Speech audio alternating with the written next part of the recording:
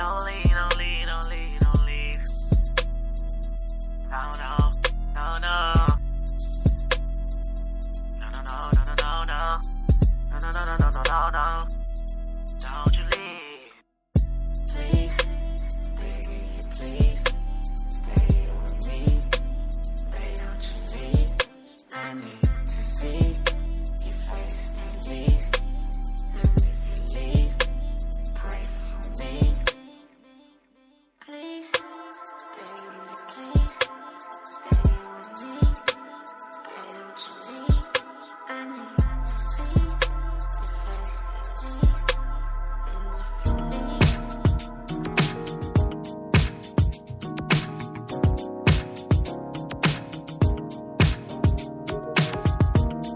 What up? What up? Say what, say what, say what?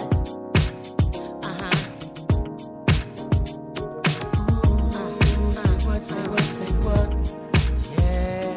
Left eye. Donnell Jones. 1999 is the year. Welcome back to the Doug Stewart Show. The number is 404-382-0338. You can also email me at doug@thedugstewartshow.com. Today on the network at 1 p.m. Eastern Time, my man Jeff Fox returns straight to you from Miami, Florida. Shouts out to Jeff, man. Jeff's show is real good. I'm telling you.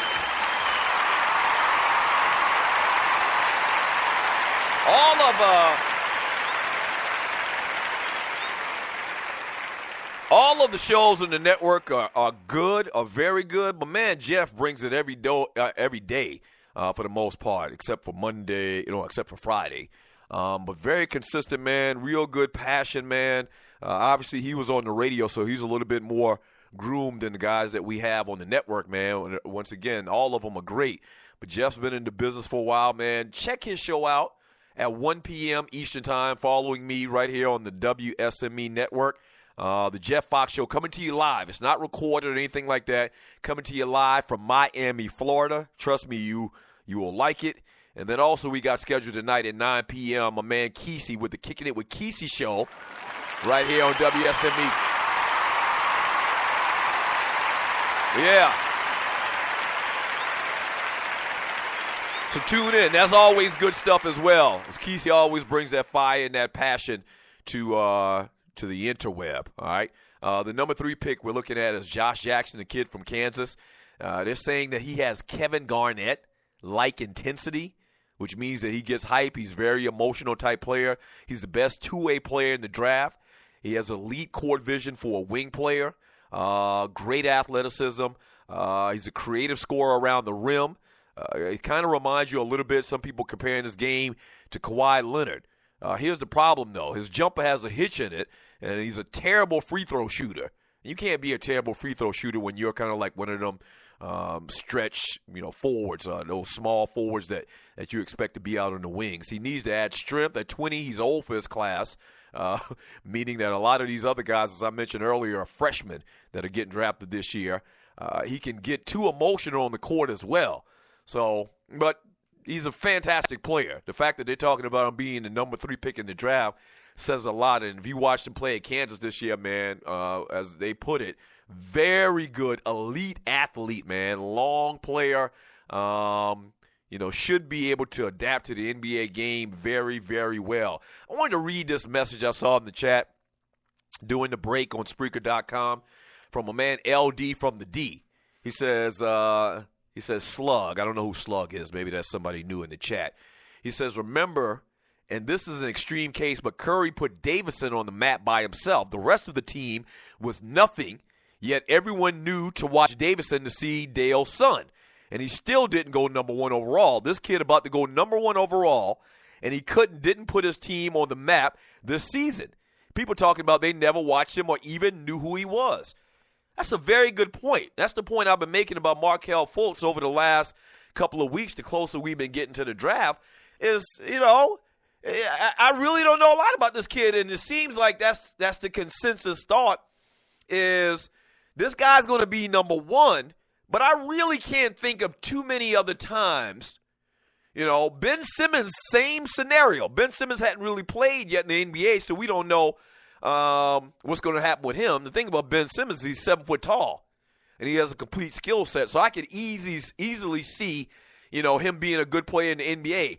But a 6'4" guy out of Washington whose team sucked, that he didn't put the team on his back, and you didn't hear about him for the last, the entire season. I know this was his rookie year, his freshman year. But I didn't hear about this kid really until I started paying attention to draft boards. I pulled up, since 1982, the number 1 picks in the NBA draft. And let me see if any of these guys were kind of like in the same mode or had the same feel as Markelle Fultz. So 82, James Worthy. You knew who James Worthy was. 83, Ralph Sampson, Akeem Olajuwon, Patrick Ewing, Brad Daugherty, David Robinson, Danny Manning. Let's stop right there and just recap. None of those guys I just named, quote-unquote, came from nowhere. Like, you knew those guys' names. You saw what they did in college. And part of this is because guys typically back in the day stayed in college longer.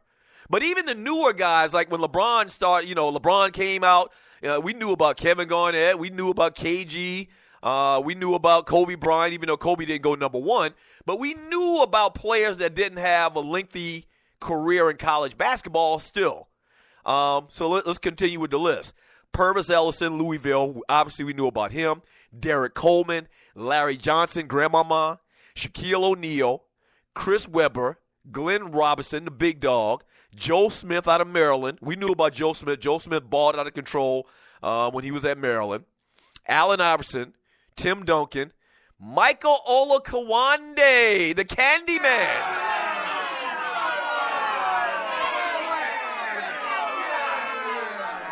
All right, let's write that down. So Michael Olakawande, the Candyman they used to call him.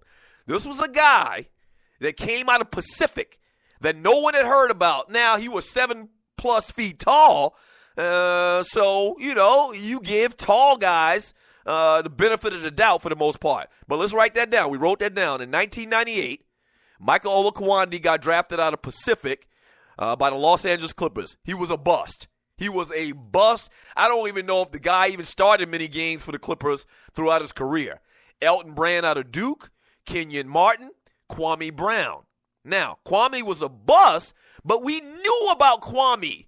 There was talk about Kwame Brown being this, and it didn't materialize that way. There was talk about Kwame Brown, high school kid. He was like one of the first kids to come out of high school during that era where they let high school kids go and play in the NBA. So Kwame Brown was more known, I think, even though he was in high school, than Markelle Fultz. But we'll write Kwame Brown down, okay?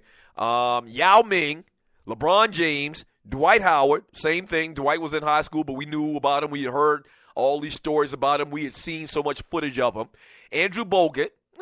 We didn't really know a lot about Bogut because he was a foreigner. Same thing the next year, Andrea Bargnani out of Italy, drafted by the Toronto Raptors. Greg Oden. Greg Oden, we obviously knew about. Derrick Rose, Blake Griffin, John Wall, Kyrie Irving, Anthony Davis, Anthony Bennett. Remember Anthony Bennett out of UNLV? Same type of story, I would say, as this Markelle Fultz kid.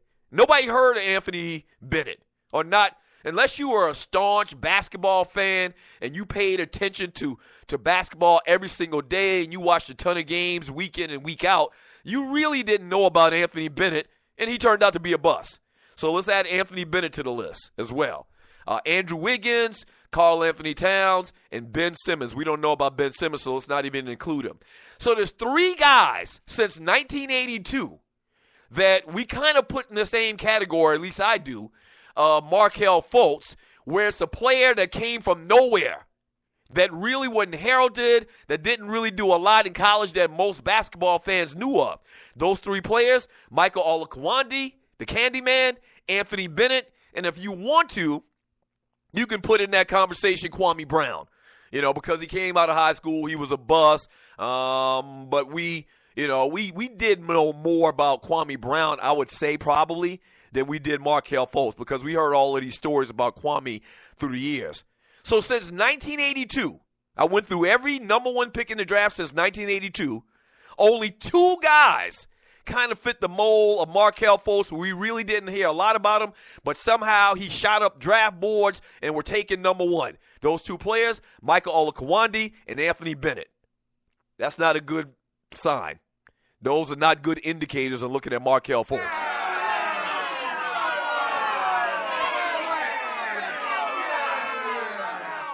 Yeah, those aren't good indicators. Now, once again, we'll see. Time will tell. I don't know, but it just kind of is interesting that this guy's hype and what he did in 1 year at Washington has shined through so much. We went back through 1982, every pick from 1982 to now, the number one picks, only two other occasions I can kind of match up this type of scenario with Markelle Fultz, and both of those guys ended up being big busts. Not just regular busts, but big busts. Anthony Bennett being taken number one. I remember when that draft happened, everybody was like, Anthony Bennett, who the fuck is that?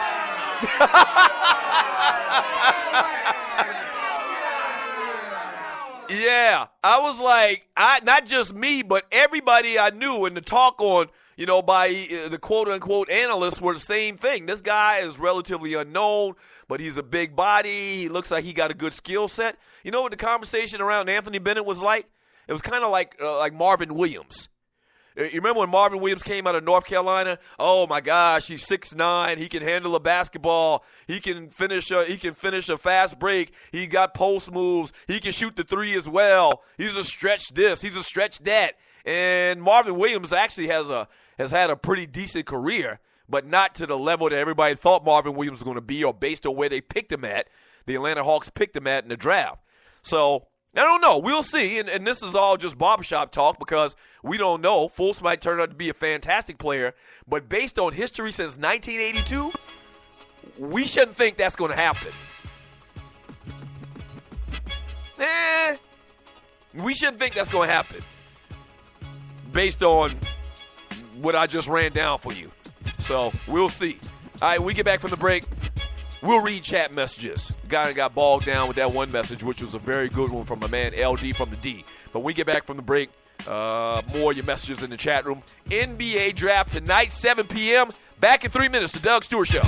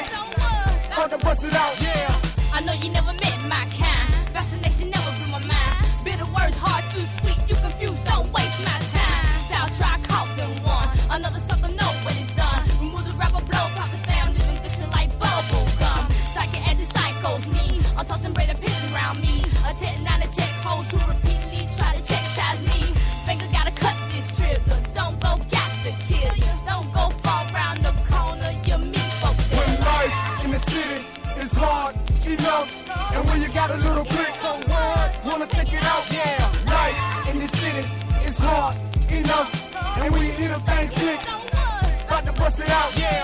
Life in the city is hard enough, and when